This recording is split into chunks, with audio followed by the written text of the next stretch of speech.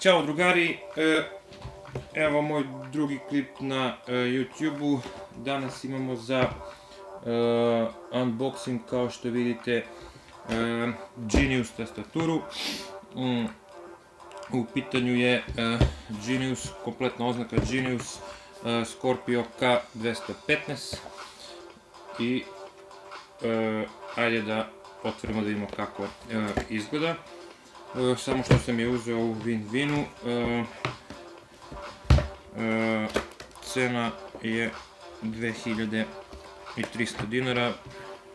Prethodno sam imao Fortek i odlučio sam da uzmem nešto bolje. Ova tastatura nije mnogo skupa, kao što sam rekao, 2300 dinara. Nije znači u foliji, ovako samo dolazi kutija, kao što vidite.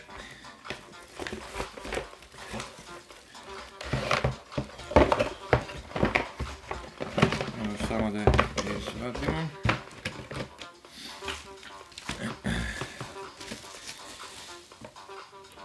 Ovako izgleda. Kao što vidite, dugmići su meki.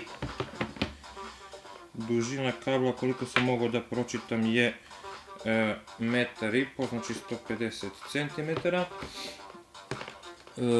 Dimenzije tastature su 467 x 190 x 28 mm. Povezivanje je USB. Inače ima pozadinsko osvjetljenje, 7 boja. Uključit ćemo i to da vidimo kako izgleda. Dugmići su baš meki, što mi se zaista sviđa. Kompatibilna je sa Windows 7 i naprednim ovim novim operativnim sistemima. Mislim da disk za instalaciju nema. Tu je samo neko uputstvo. To je to.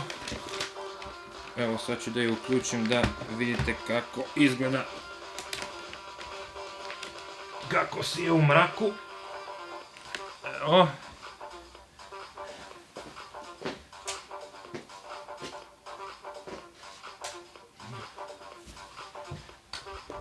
Evo, sad ću da vidimo. Scroll lock. Nešto neće. Ne znam zbog čega.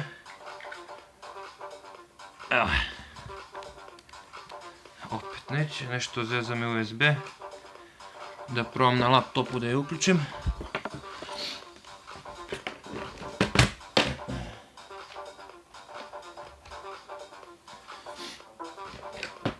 Dok je prepoznao, nešto se zeza. Ne znam šta je u pitanju. Ajde da vidimo sad. Evo. Evo ga.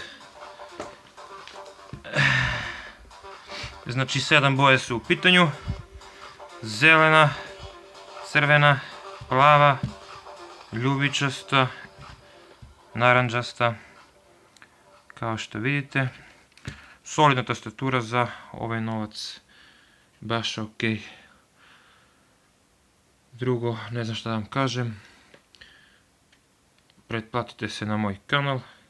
Lajkujte, dislajkujte ako vam se nešto sviđa. Uzmite, pišite u komentarima ako vas nešto interesuje da vam odgovorim za ovu tastaturu. I to je to. Ništa drugo, evo, sa zadnje strane vide se ove boje. I to je to. Hvala drugari i pozdrav. Ćao, ćao.